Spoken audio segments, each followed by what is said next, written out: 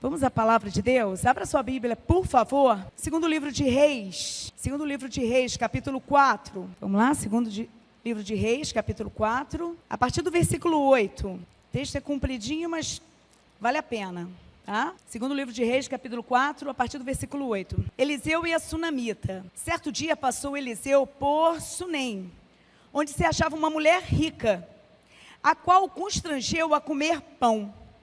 Daí todas as vezes que passava por lá, entrava para comer. Ela disse a seu marido: vejo que este que passa sempre por nós é santo homem de Deus.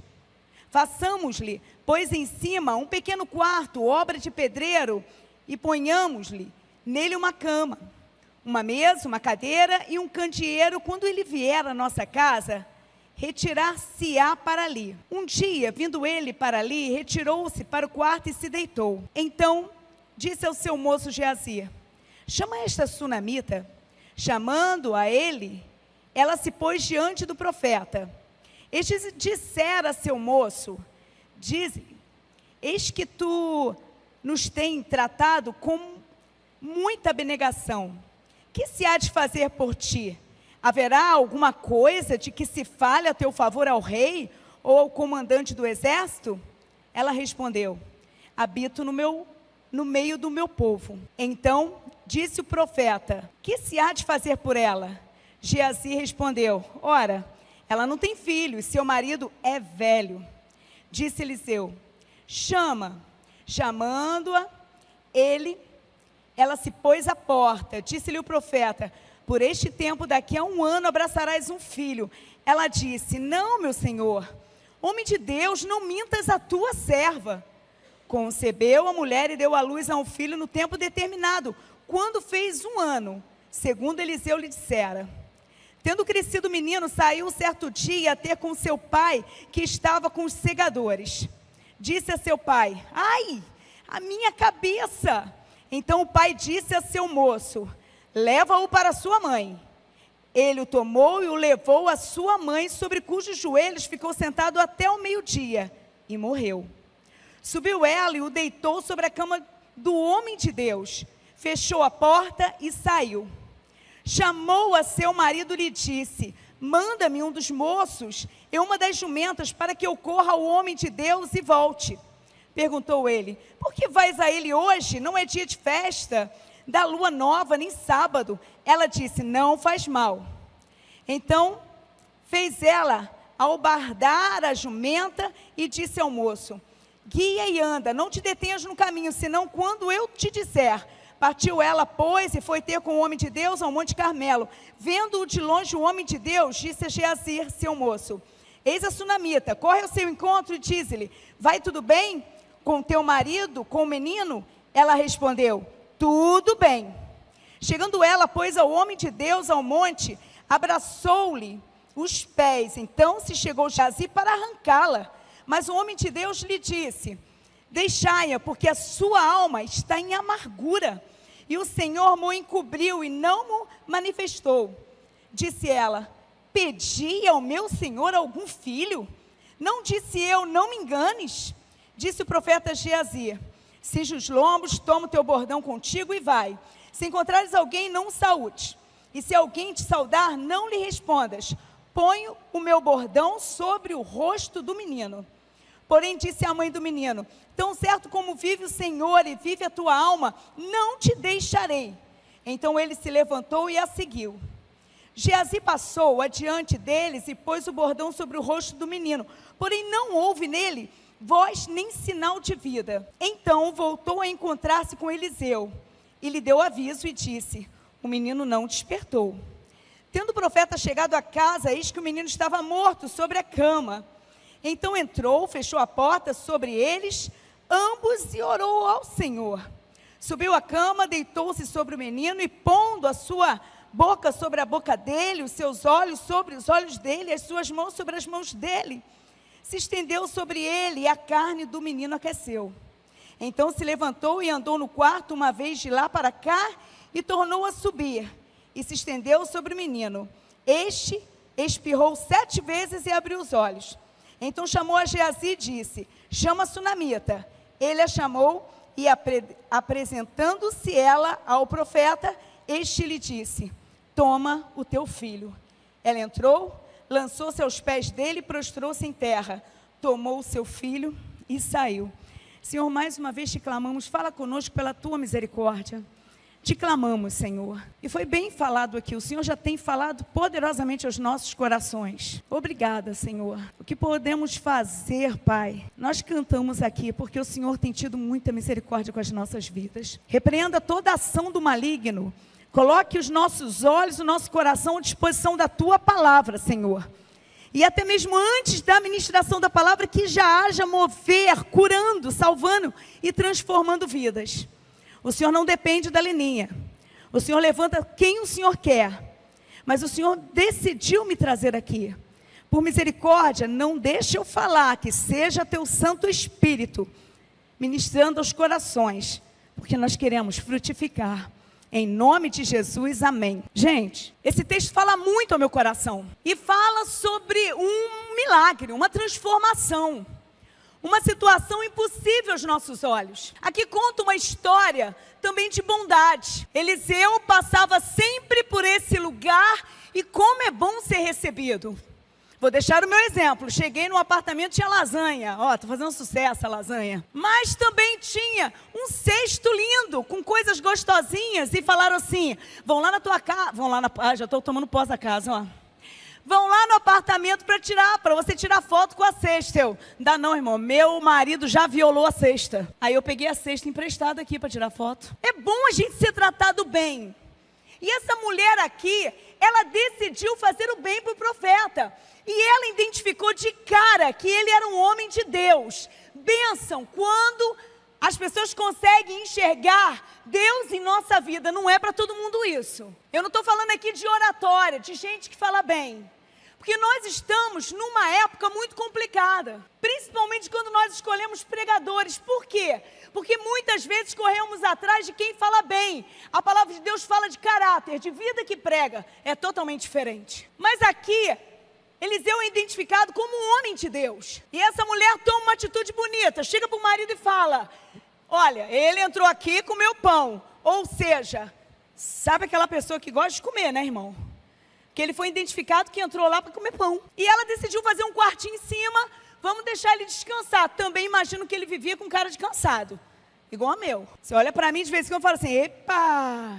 Às vezes a gente fica cansado também. Só que a gratidão também tomou conta do coração dele. E ele entendeu que precisava também fazer o bem para aquela mulher. E ela, de cara, não revelou que precisava de alguma coisa. Ela disse: eu estou bem no meio do meu povo, ó. Estou tranquila, ó. Foi a primeira vez que ela disse: está tudo bem, eu estou bem. Só que aí, sempre tem alguém que conhece a nossa vida toda, né? Sabe que você precisa, sabe que você está passando dificuldade. Aí ele pergunta para Geazi. Eliseu pergunta e Geazi fala: olha só, a situação dela é meio complicada. Filho ela nunca teve. Fofoqueiro, hein? Prestou atenção na vida da mulher. E o profeta se levanta com toda certeza e convicção e diz: vai para casa porque Deus está te abençoando. Daqui a um ano você terá um filho no seu colo. E a gente conhece essa história. Mas ela diz: não brinque comigo, não mexe comigo.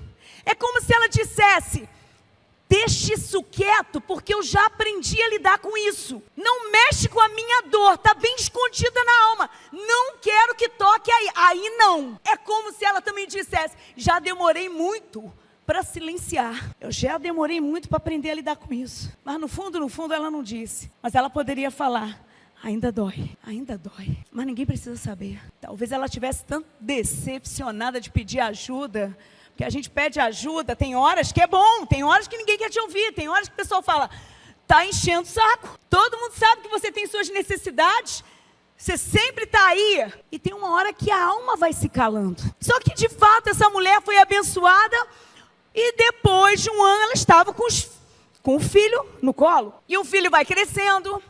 Imagina a alegria tomando conta da casa daquela mulher. E aí esse menino está lá ajudando o pai na lavoura, né? Até porque o lugar era um lugar de prosperidade. Só que por volta de meio-dia ele passa mal. Ele tem uma dor de cabeça. A Bíblia não relata nem o nome dessa mulher, da sunamita. Não relata também, especificamente, que dor é essa, mas a gente sabe que é na cabeça. Mas o que estava causando? Não fala. Só sabe que ele passou mal. O pai olhou e fala, leva esse menino para a mãe, vai lá ver o que ele tem. Levaram para a mãe. Ele ficou ali juntinho da mãe, porque quando a gente tem um filho que está doente, a gente quer pegar a dor para a gente. Dá remédio, faz carinho. E tem filho que gosta de carinho. Mas o menino morreu. Ela rapidamente pega o menino, leva ele para o quarto do profeta, deixa ele lá na cama do profeta, fecha a porta e vai atrás do profeta. E quando eu pensei nessa mensagem aqui, sobre frutificar, logo me veio à cabeça, por que a gente não frutifica? Quais são os empecilhos para uma mulher cristã, ou uma mulher que tem uma compreensão de Deus? Por que parece que a vida às vezes parece estar estacionada? Por que precisamos passar por dores? Por que a gente precisa chorar? A gente já sabe que a gente vai para o céu, a gente já é crente. E eu falei nessa tarde, a gente está lidando sempre com o evangelho que me faça bem. Então nós queremos bênçãos, mas nós queremos porque servimos um Deus poderoso, que abre portas onde não há portas e traz existência as coisas que não existem. Por que a gente precisa passar pela dor? Mas essa mulher estava sendo tratada na alma dela. Porque às vezes, você fala para todo mundo que está tudo bem, mas não está nada. Eu fui estudar o texto, todo mundo praticamente fala que ela diz que está tudo bem, porque estava tudo bem, ela era conformada, ela aceitava a situação dela, ela estava feliz. Gente, tem tudo a ver com as entrevistas aqui. E aí eu vou dar minha opinião agora. Eu vou contra todo mundo. Quantas vezes você já disse que estava tudo bem e não estava? Porque a gente, a mulher, a gente é fera para esconder. Quantas vezes perguntaram para você, tá tranquilo, tá com paz? Você fala com aquela cara de pastel redonda. Maravilha, tá tudo bem. Quantas vezes perguntaram para você aqui na igreja? Tá tudo bem, né? E às vezes ninguém espera nem para você responder. Quando você vê, já passou. E aí eu pergunto, tá tudo bem contigo? Você imagina se eu tivesse o poder de saber se tá tudo bem de verdade ou não? Imagina. Eu ia falar assim, você é mentiroso aí? Vou até olhar aqui pro meio para não pegar, né? Você é falso? Tá dando aqui que você não tá tudo bem não. E a gente tenta até encaixar uma palavrinha, caminhando e cantando, seguindo a canção. Irmão, vamos para a Bíblia. Mas o que estava acontecendo com essa mulher? E quando eu olho para ela, eu vejo frustrações. E a primeira frustração que eu quero compartilhar, muitas vezes a gente não frutifica, sabe por quê? Porque a gente fala que está tudo bem, mas nós estamos decepcionados com a nossa própria vida. A gente se decepciona com a nossa alma. E essa mulher aqui é fácil matar a charada. Você nunca passou um momento que você olha para todo mundo, parece que todo mundo está sendo abençoado, menos você. Você frequenta igreja, você vai para a reunião de oração, você participa do grupo de mulheres, mas você tem a sensação que Deus colocou a mão sobre todo mundo que está ao teu redor e deu uma encolhida para você. Depois eu falo contigo. Essa mulher sabia o que era não realizar um sonho, e um sonho legítimo diante de Deus. Ela queria ter filhos. Ela sabia que Deus poderia abrir portas para ela engravidar, e com certeza ela colocou as suas orações diante de Deus, mas nada aconteceu. A gente chega num nível que a gente acha melhor esconder, porque você se cansa do olhar do outro, do julgamento do outro. Você se cansa de chegar numa reunião de oração e abrir seu coração pedindo oração. É porque eu quero engravidar. Chega uma hora que você não fala mais, e essa dor vai consumindo, e a gente começa a se dar nota pela vida do outro. Se eu estou passando por isso, é porque eu não sou amada, porque Deus de fato não se interessa com a minha vida. Eu trabalho na igreja, mas eu sou apenas usada. Eu não presto, eu não estou valendo nada. E aí os complexos de inferioridade tomam conta de alguém que pode estar frequentando a igreja aqui. Por quê? Porque nós estamos frustrados. Sonhos não realizados. Mas tem outra decepção que está atrapalhando essa mulher de frutificar de fato, de verdade. A decepção com o tempo. A gente tem dificuldade de lidar com o tempo. Às vezes demora muito que a gente pede. Isso se já aconteceu o que você pediu. O texto fala que o marido dela era velho. Deixa claro que não devia estar fazendo muita coisa não, irmão. Tá rindo, né? Mas por que está lá no texto que ele era velho, gente? Só para falar do cabelo branco dele? Nada, irmão. É difícil lidar com a nossa fé diante da demora. Eu tenho certeza que tem pessoas que têm sonhos aqui, que clamam por filhos, clamam pelos cônjuge para que ele se converta. Eu tenho certeza que tem pessoas aqui que clamam por áreas financeiras para que seja levantado. Tem pessoas que clamam aqui por saúde, sonho de realizar algo bonito, sonho de ver a casa toda aqui nos pés de Jesus. E o tempo vai passando e novamente você começa a se avaliar pelos outros, porque parece que todo mundo o tempo está acontecendo, para você não. E essa mulher é o nosso retrato, por quê? Porque dá agonia. A palavra de Deus fala que quando as coisas não acontecem dentro do nosso tempo, o nosso coração começa a ficar adoecido. Você fala de fé, mas não acredita, porque fé é para os outros e não para você. Você canta muita coisa aqui na igreja, mas na realidade você canta de boca para fora. Porque é difícil a gente cantar que o mar vai se abrir e você vai estar lá junto com a turma passando. Uma coisa é cantar, outra coisa é você encarar. Você não acorda mais de madrugada para orar, por que vai orar? Já tanto tempo ora, você nem quer falar mais o assunto nem com Deus, para quê? Aí a gente ainda entra nessa situação. Ele já sabe. No fundo a gente tem vontade de falar. Ele não tem problema de cabeça, ele não tem Alzheimer, mas parece que a gente tem, porque a gente esquece a palavra. Mas ela também tem outra decepção, família, porque ela não frutifica. Quantas vezes a gente não frutifica de tanto problema familiar que a gente tem? Traumas, medo. Tem adolescentes que não querem nem casar, porque dentro de casa já é uma desgraça, vai casar para quê? Não querem viver a vida da mãe. E às vezes nós mães chegamos a ser... O povo é muito engraçado. Ai filha, que lindo, o casamento é lindo. Você fica assim, ai Jesus, livra minha filha, tem misericórdia. Família, aí você fala assim, puxa, mas o marido dela tá lá. Ela falou com o marido para construir um quartinho. Já começa por aí, minha irmã, a iniciativa da mulher. Aí você vai falar assim, não, você está exagerando. Ela pode dar opinião? Pode. Mas quando o filho passa mal, o que acontece aí? Eu não estou falando mal de marido aqui não, tá? Não. Eu estou falando do marido da sunamita. Mas é interessante, o garoto passa mal. Aí o que ele fala? Leva o garoto lá para a mãe. Nem levar ele leva. Ai que raiva, irmão. Que pai é esse, gente? Que pai é esse? Nem leva, não dá não. Aí ele vai falar assim, eu estou cuidando dos assuntos da humanidade. Que às vezes tem gente que não quer ajudar em nada dentro de casa e fala assim... Estou cansado, parece que a mulher nunca cansa. Aí piora, piora, porque levam um menino, ela cuida, o garoto morre, e ela vira para ele e fala assim, chama os servos para virem para cá, porque eu preciso ir lá atrás do profeta. Ele vira e fala, para quê? Vai perturbar o homem, para quê? Acabou, esquece, desiste. Pergunta, ele foi com ela? Não vou nem perguntar se alguém passa aqui. Alguma situação parecida? Claro que não, né? Porque nós vivemos uma época onde se fala muito sobre machismo, feminismo, mas vamos ser sinceros, gente, está faltando a palavra de Deus dentro dos lares. Eu trabalho com atendimento há muito tempo com adolescente. Você vai atender o adolescente, você vai chegar no pai e mãe. Lares disfuncionais. Mulheres que têm dificuldade de lidar com liderança masculina, por quê? Porque ele fala assim, é feminista. Você sabe que tem gente que fala assim, Leninha é feminista. Gente, se eu fosse feminista, não entrava nem dentro de casa. Que meu marido não ia deixar, não. Mas na realidade, a gente tem que olhar a Bíblia.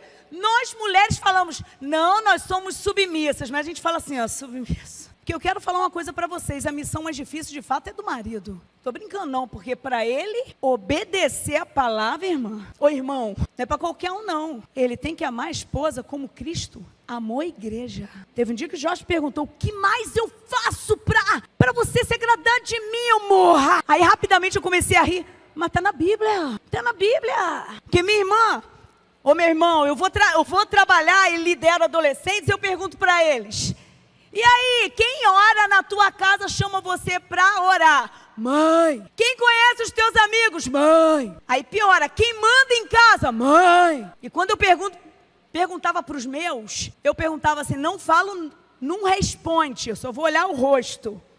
Eles respondiam, eu falei que não era para falar. Porque na realidade, a autoridade espiritual na Bíblia é linkada com serviço, é entrega. O homem que ama nessa categoria de amar a sua esposa, como Cristo amou a igreja, vai cuidar da mulher, entregando a própria vida, zelando por ela, cuidando, amando, se sentindo responsável pelo lar. Chegando em casa, a mulher passando por problema, ela vai falar, meu amor, nosso filho está passando mal, eu não sei o que fazer. Você não sabia, porque o homem da tua vida está aqui, chegou.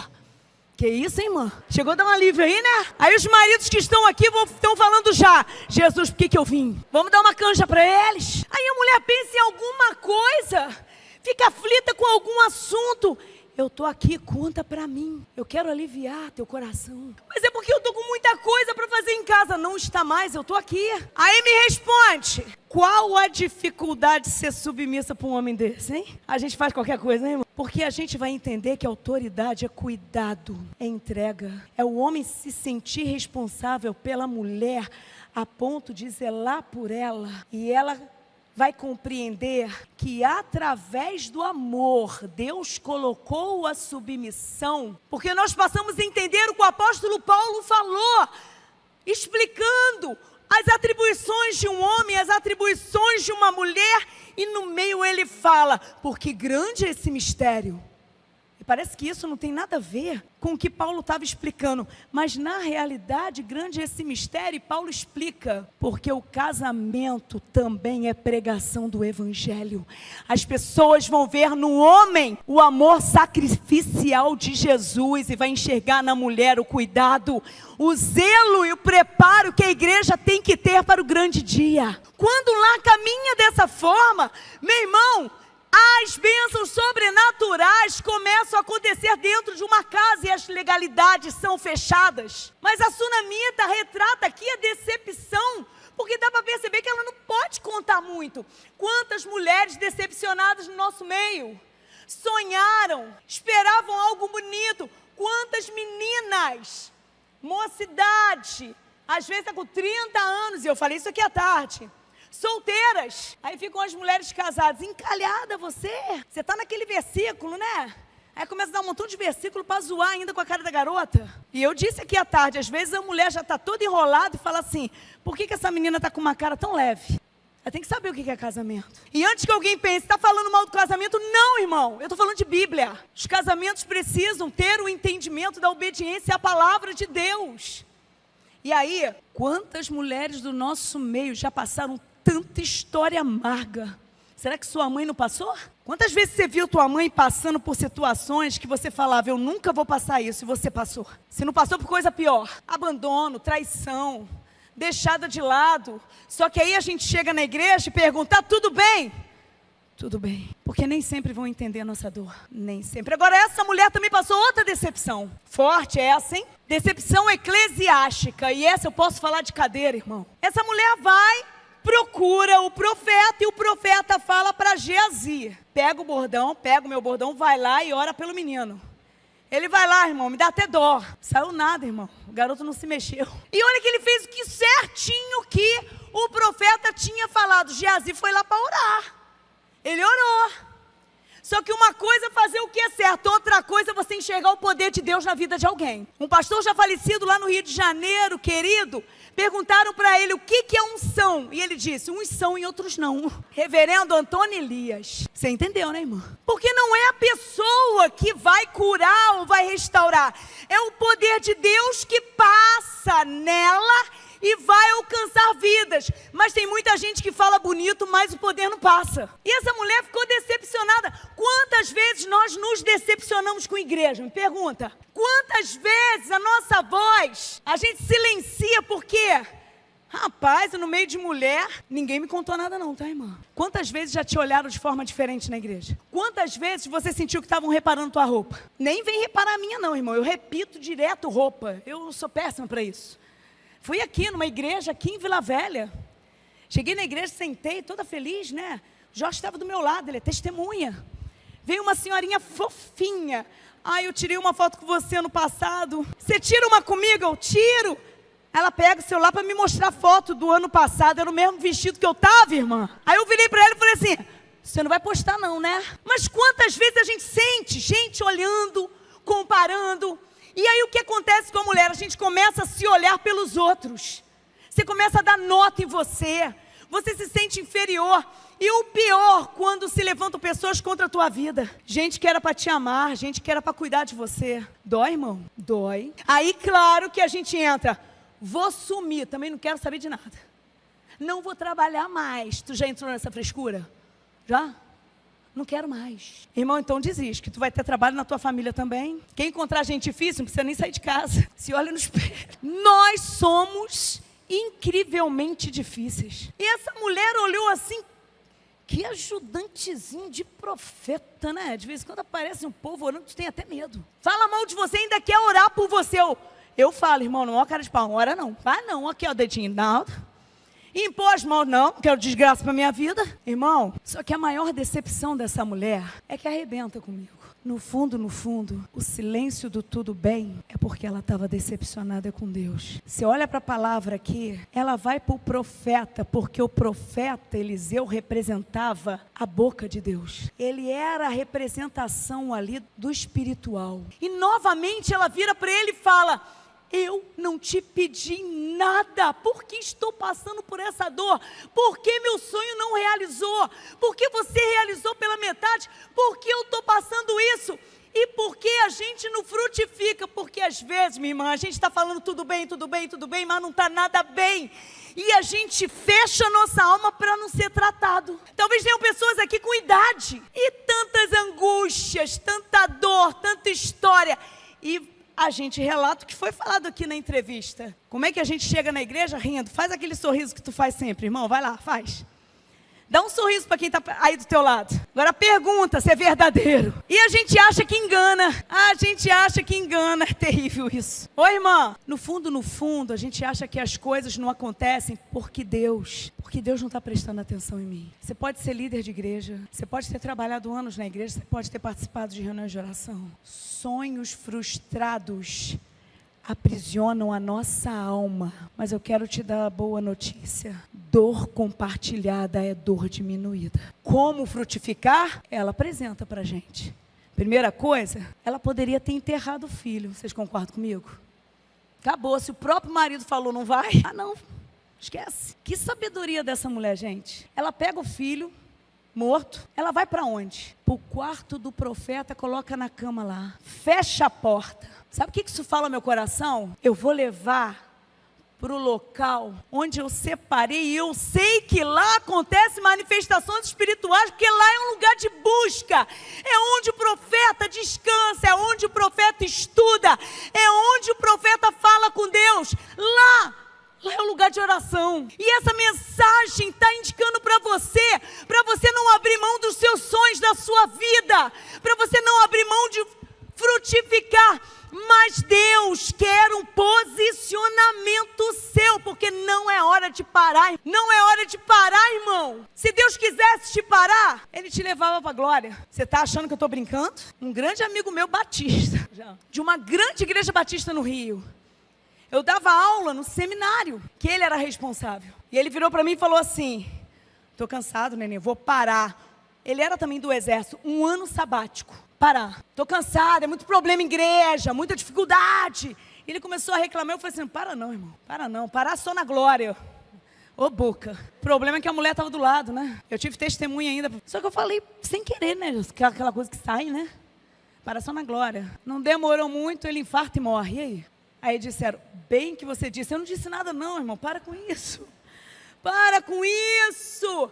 Mas eu pergunto para você, quer parar, irmã? Sim ou não? Fala para quem está do teu lado, se você quer parar ou não. Eu não me responsabilizo, tá? Agora, você acredita que vai ter gente tão decepcionada que no fundo, vai tentar nem falar para não mentir, porque aí vai ser um pecado a mais. Cansaço. Essa mulher ensina que há esperança hoje, nessa noite, para manifestações espirituais do poder de Deus nesse lugar. Eu não sei quem Deus trouxe aqui para realizar cura, milagre, transformação de vida, para que você volte a ser leve e frutificar para a glória de Deus. Mas você acha que parou por aí? É porque tem gente que deixa de molho na oração e agora eu vou descansar, não faço mais nada, nem vou trabalhar mais.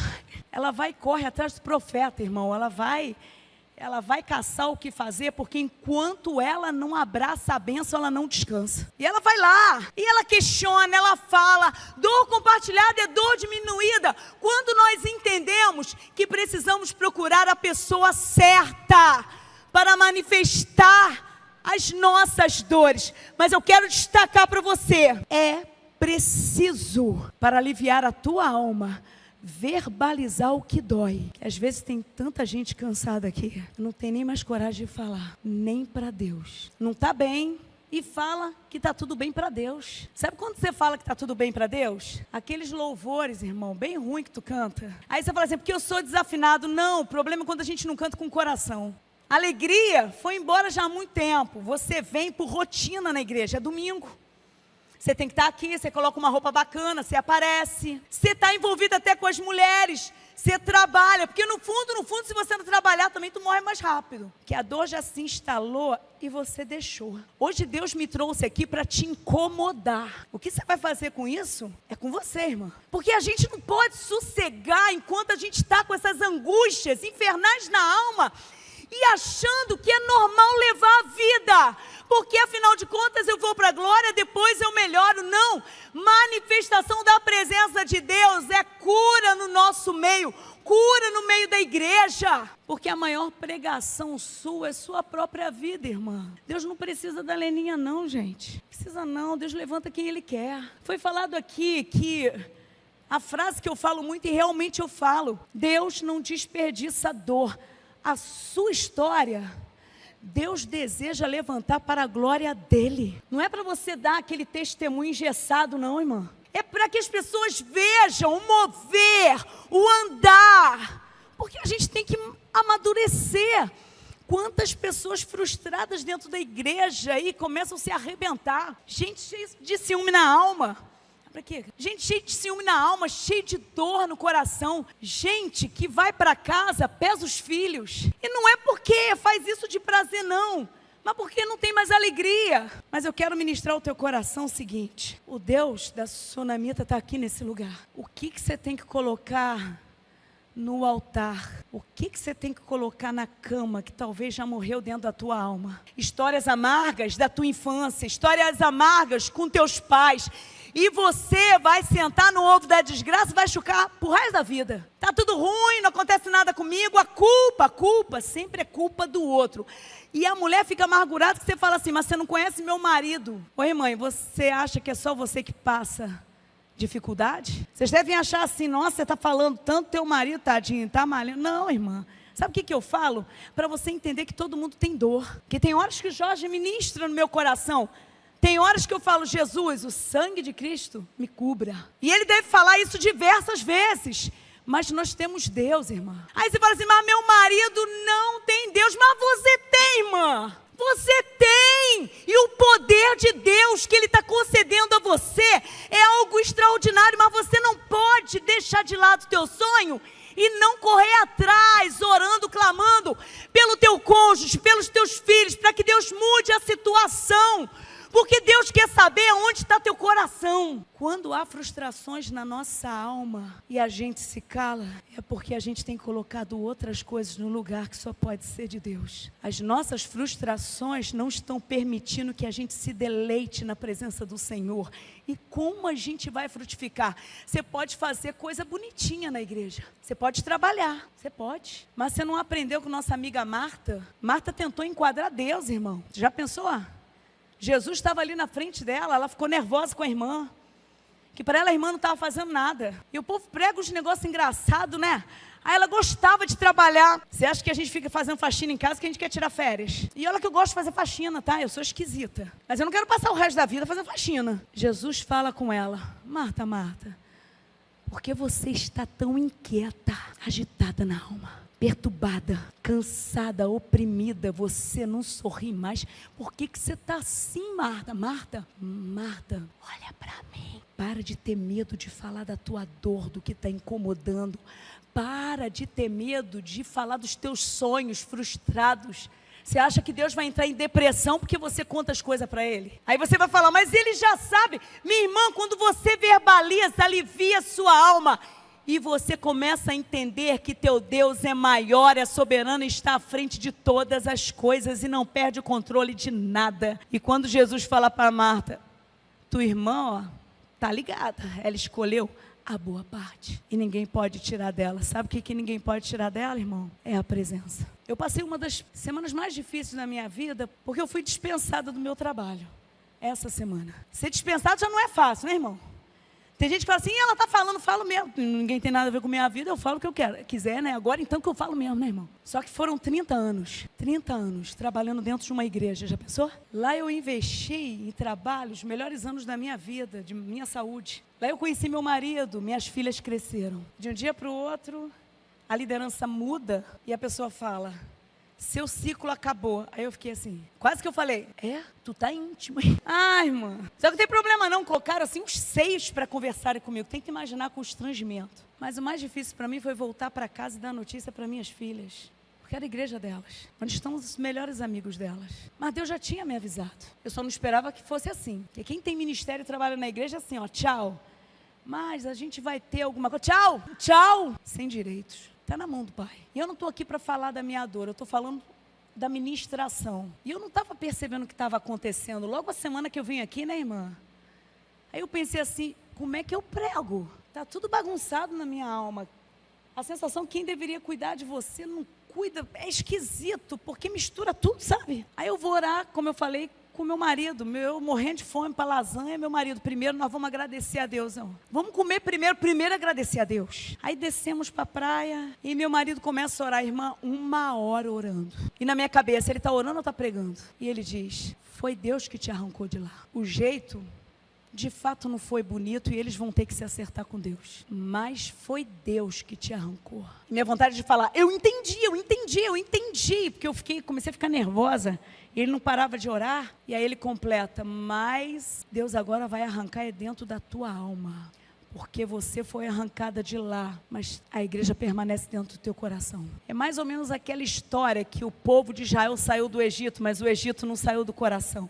Não estou chamando a igreja de Egito não, tá, irmão? Eu senti o Espírito Santo me tratando naquele momento ali. E eu tive que falar para o Jorge, Deus está te usando. Eu não tenho mais que saber, eu tenho que viver. Porque é exatamente nesse momento que meu coração está sendo provado, se eu estou agarrada com frustrações.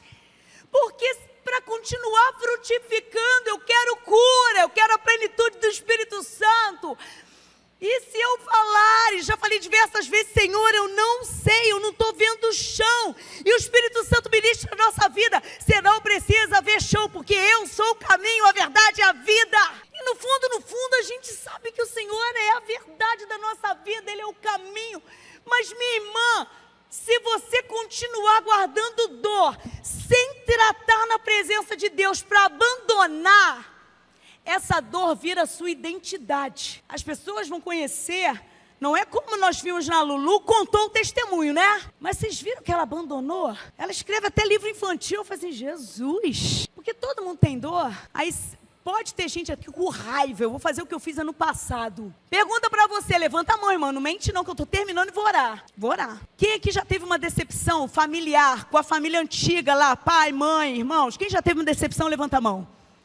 Olha para o lado, tu não está sozinha. Irmã, quem aqui já passou dificuldade na família atual? Teve vontade de jogar o marido pela janela? Pode levantar. Agora, se eu fizer essa pergunta para os homens, a mulher vai olhar assim, ó. Estou entendendo não. Quem aqui já tem filho, já deu muito trabalho? Poucas, hein? Vou entregar meu currículo aqui. Quem aqui já passou um tempo, não agora, né?